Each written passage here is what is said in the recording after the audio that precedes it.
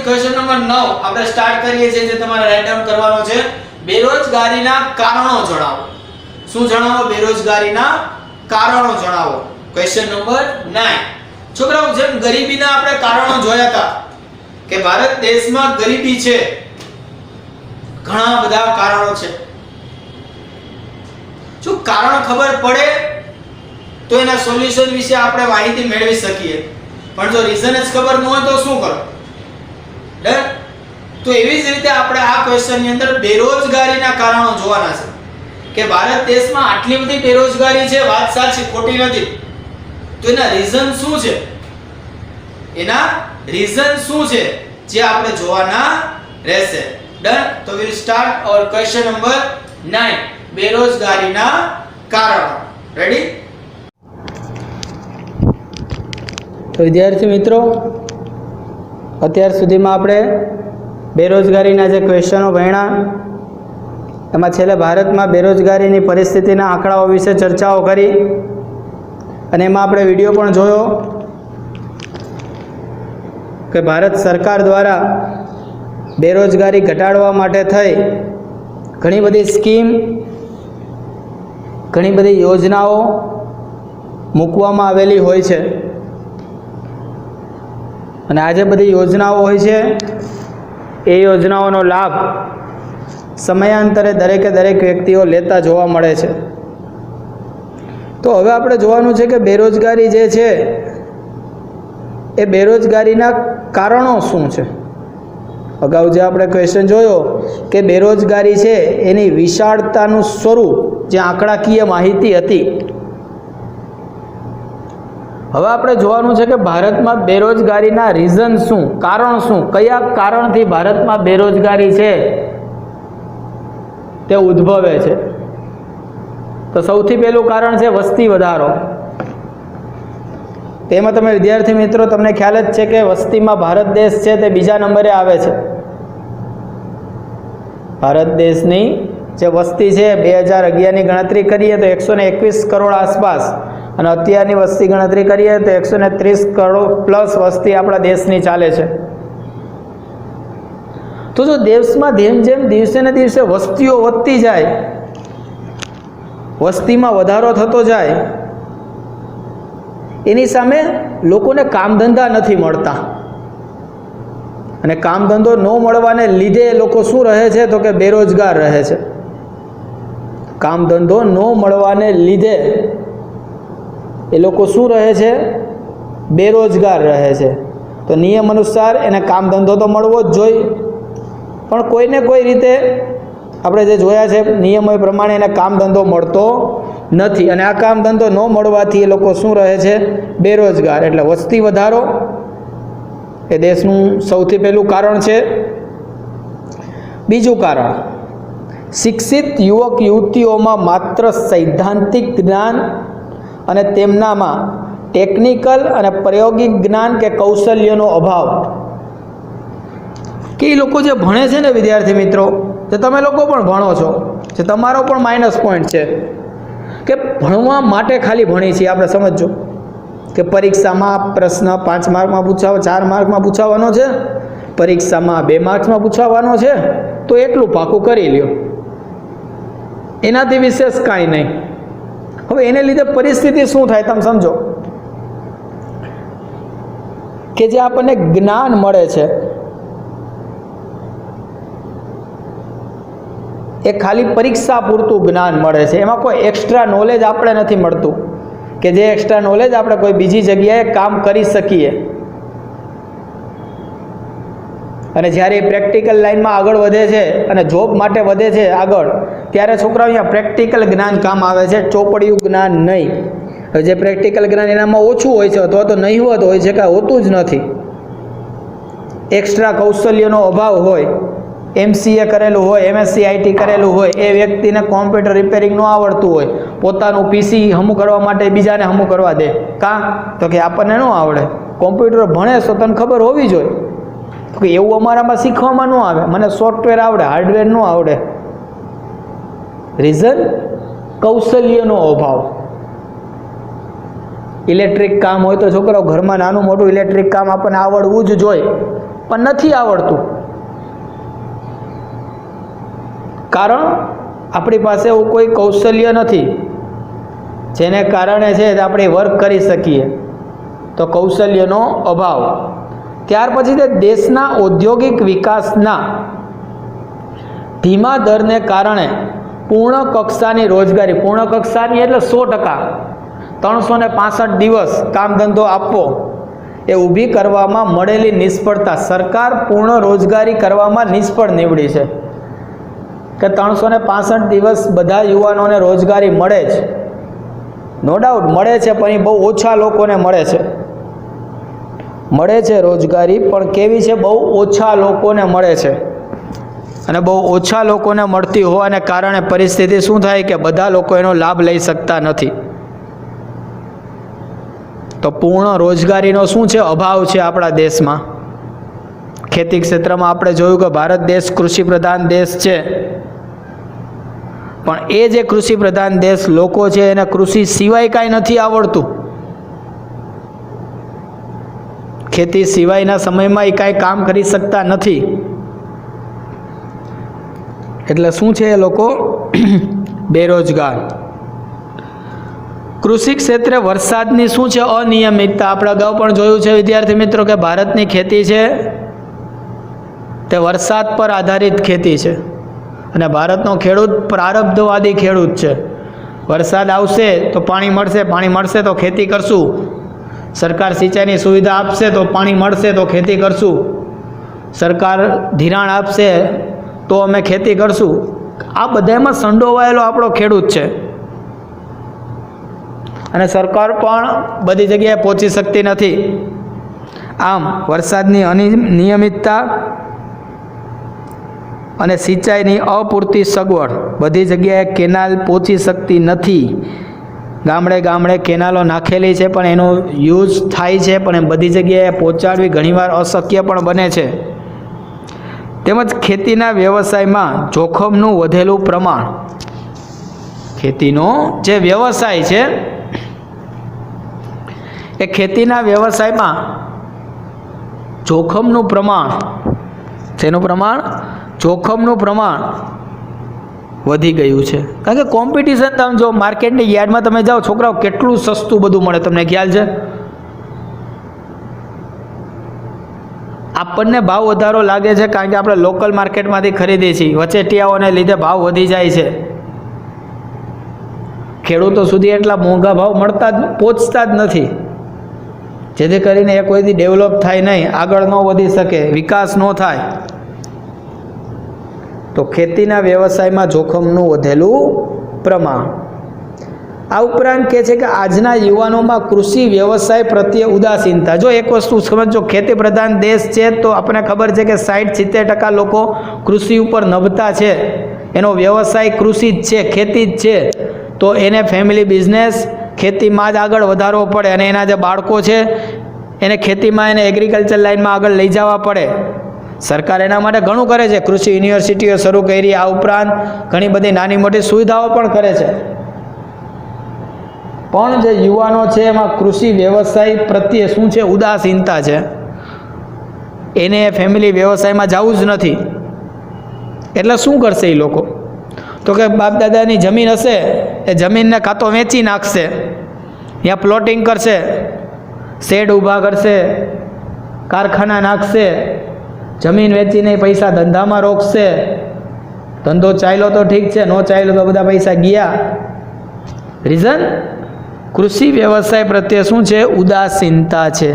આ ખાસ ધ્યાનમાં રાખજો, આ મહત્વનું કારણ હોઈ શકે છે. ખેતી સિવાયના સમયમાં વૈકલ્પિક રોજગારીનો અભાવ. વૈકલ્પિક રોજગારી એટલે શું? પહેલાં તો એ સમજો.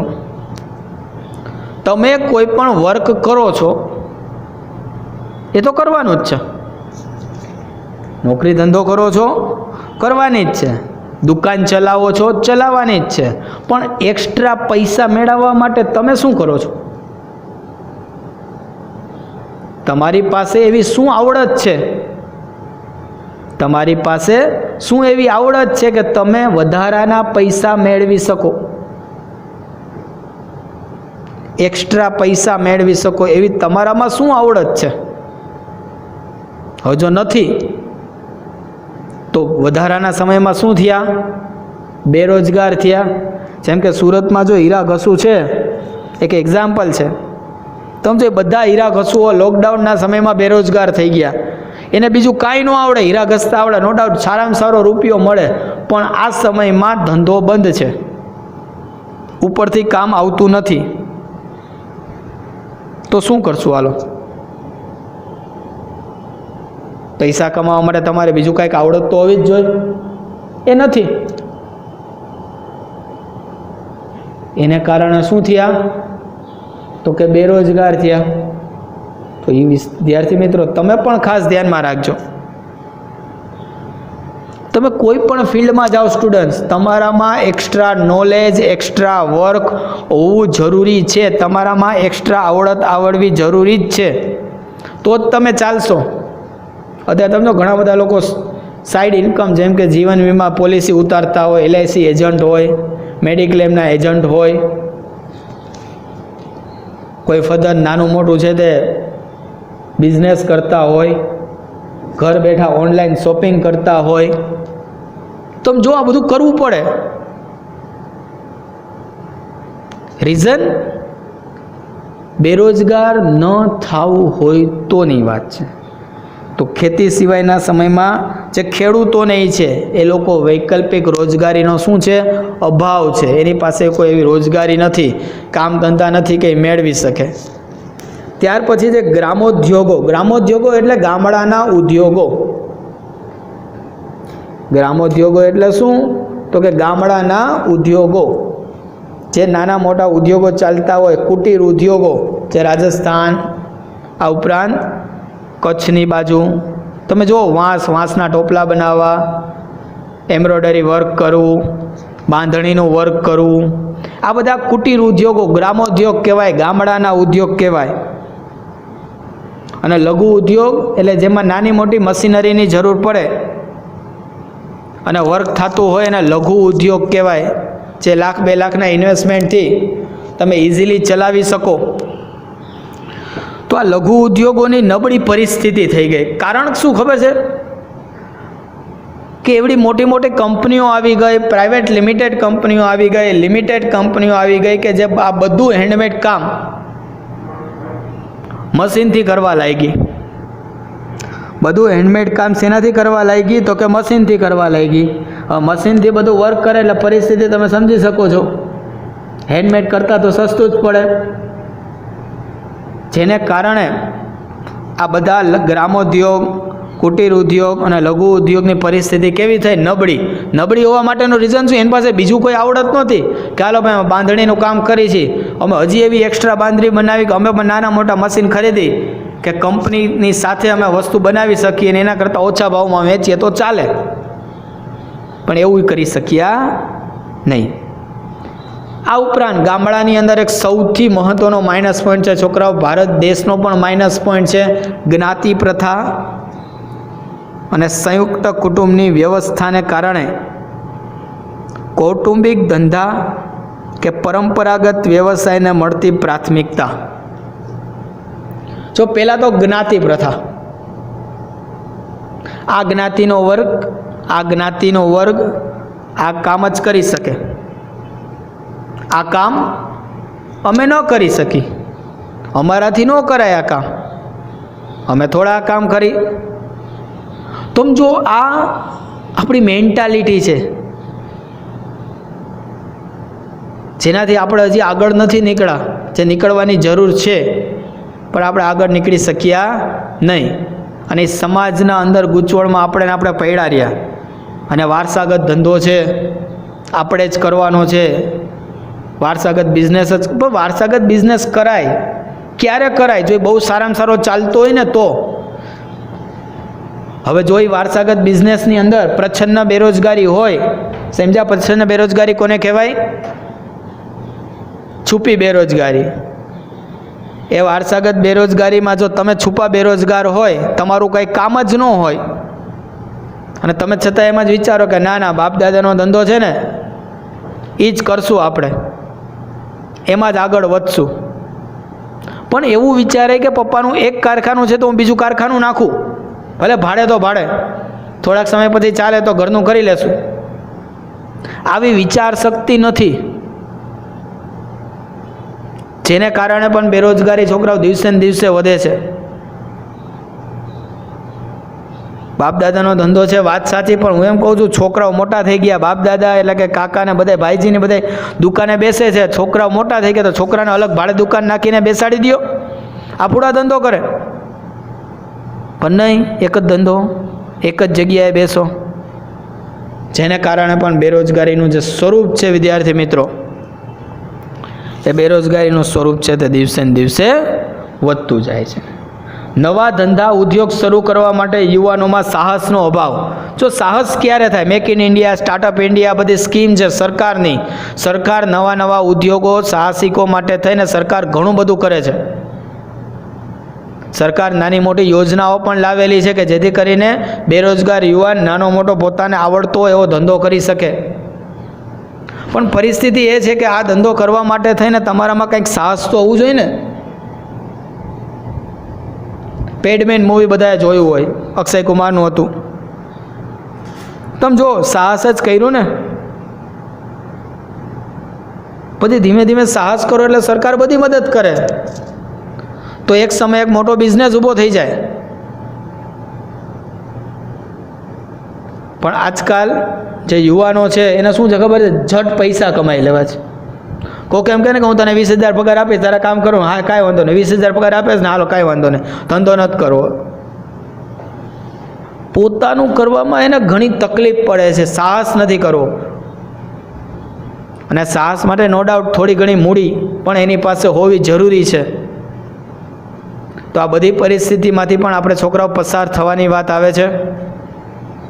તો આ પણ એક બેરોજગારીનું શું છે? કારણ છે કે આજના જે યુવાનો છે એને નવો ધંધો શરૂ કરવા માટે સાહસનો શું છે?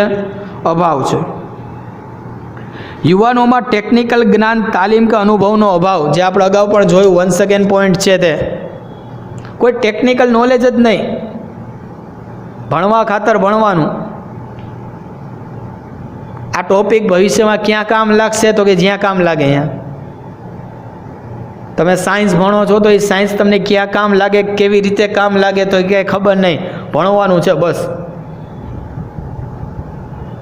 તો આ બધા જ્ઞાનનો શું છે? આપણામાં અભાવ છે, ટેકનિકલ જ્ઞાન નહીં. બેંકની વાત કરી તો છોકરા ઘણી વખત કેવું થાય ખબર છે? બેંક વિશે ભણ્યા હોય, બેંક જોઈ હોય, પણ ત્યાં જઈને એમ કહો ને કે ભાઈ બેંકમાં પૈસા ભરવાના છે, ફોર્મ ભરવાનું છે, એટલે કે ફેવે થવા માંડે. આ કેમ ભરવાનું? આ અમને ન આવડે, આને કેમ ભરાય, શું કરાય? કારણ કે એને પ્રેક્ટિકલ કોઈ દી કર્યું જ ન હોય, જે જરૂરી છે, જે શું છે જરૂરી છે, અને પ્રેક્ટિકલ કોઈ દિવસ એને કમ્પ્લીટ કરેલું હોય નહીં, જેથી કરીને આગળ ન વધી શકે. એટલે કે જે અનુભવનો અભાવ. બધી વસ્તુમાં ઘણી વખત અનુભવ લેવા જરૂરી છે. ત્યાર પછી જે માનવ શ્રમની અગતિશીલતા અને તેનું ખામીયુક્ત આયોજન, જે પણ એક મહત્વનો પોઈન્ટ છે. ગામડાનો વર્ગ હશે, શ્રમિક વર્ગ હશે, મોટા ભાગે એવો વિચાર કરશે કે મને કામ ધંધો ક્યાં મળે, નજીકમાં મળી જાય ને તો સારું, હવે અપડાઉન તો ન કરવું, દૂર દૂર સુધી આપણે જવું તો ખરું ને, એના કરતાં નજીકમાં ક્યાંક ભલે 2,000 ઓછા આવે, અહીંયા ક્યાંક નોકરી કરી લેશું. તમે સમજો અગતિશીલતા. અરે યાર, તમે મેટ્રો સિટીમાં જાઓ, અત્યારે તો બીજા દેશમાં લોકો કામ ધંધો કરવા માટે જાય છે, બીજા દેશમાં પણ લોકો કામ ધંધો કરવા માટે જાય છે. પગાર મળે છે તો શું કામ ન જાય? ત્યાં તો ડોલર ને પાઉન્ડમાં પૈસા મળે, જવાનું જ હોય. પણ પરિસ્થિતિ શું છે? આપણું આયોજન જે છે એ ખામીયુક્ત છે, અને એ ખામીયુક્ત આયોજનને લીધે એ વર્ગ બેરોજગાર થાય છે. બચતોના ઓછા પ્રમાણને કારણે નવા મૂડીરોકાણના દરમાં ઘટાડો થવો, જે એક મહત્વનો પોઈન્ટ છે. બચત તો તમારી પાસે હોવી જ જોઈએ. આજ તમે પૈસા કમાવ છો, નો ડાઉટ, તો તમારી પાસે બચત શું કે તમે કોઈ પણ વ્યક્તિને કહી શકો કે મારી પાસે આટલા રૂપિયા છે.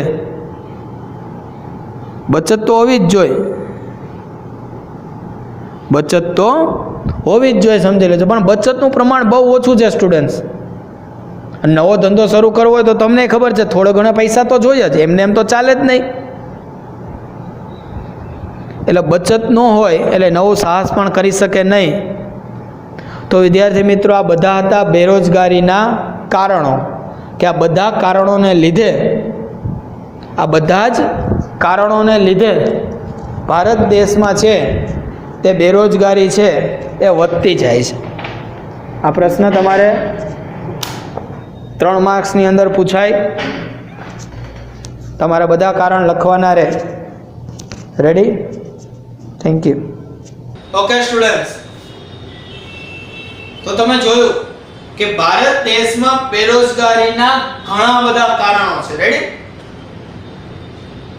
કેમાં મોટા ભાગના રીઝન તમે જો આપણી ઉપર જ આવ્યા કે અમુક આપણી જૂની પુરાણી રીત રિવાજ, નિયમો, રૂઢિચુસ્તતા, આપણા સામાજિક કારણો, જેને લીધે આપણે બેરોજગાર વધારે રહીએ છીએ. ત્યાર પછી એ પણ જો શિક્ષિત બેરોજગાર એટલે રહીએ છીએ કારણ કે આપણે ભણીએ છીએ પણ ખાલી ભણવા માટે, ફર્ધર આપણે કઈ નોલેજ માટે કઈ સ્ટડી કરતા નથી, જે પણ આપણે જોયું.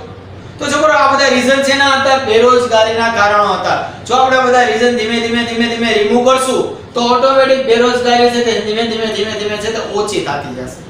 જો સાવ બેરોજગારી ડાઉન ન જાય એ ભૂલી જાઓ કે બેરોજગારી ઝીરો થઈ ગઈ, કોઈ દેશમાં નથી. પણ જે બેરોજગારીનું ઊંચું સ્તર છે એ ધીમે ઓછું થાય. કારણ કે સામે તમે જો મેઈન પોઈન્ટ, આપણા દેશમાં વસ્તી તો વધે જ છે, એટલે સામે એટલું કામ ધંધો મળવો તો જોઈએ પણ એ મળતો નથી. એટલે એક ઝાડ કે ઓવર નહીં થાય. રેડી? તો આજના લેક્ચરમાં આપણે વિદ્યાર્થી મિત્રો 2 ક્વેશ્ચન વિશે માહિતી મેળવી. આ બંને ક્વેશ્ચન તમારે તમારી બુકની અંદર રેફર કરવાના છે. રેડી? ખાસ ધ્યાનમાં રાખજો, આપણે જે બેરોજગારીનો ટોપિક શરૂ કરેલો છે એમાં આપણે 3 ક્વેશ્ચન ભણ્યા. એક ક્વેશ્ચન નંબર 7 આપણે બેરોજગારીના પ્રકારો જોયો, ક્વેશ્ચન નંબર 8 માં આપણે બેરોજગારીની વિશાળતાનું સ્વરૂપ જોયું, અને ક્વેશ્ચન નંબર 9 એમાં શું જોયું આપણે? બેરોજગારીના કારણો. આ ત્રણેય ક્વેશ્ચન તમારે તમારી બુકની અંદર રાઇટ ડાઉન કરવાના રહેશે. Thank you.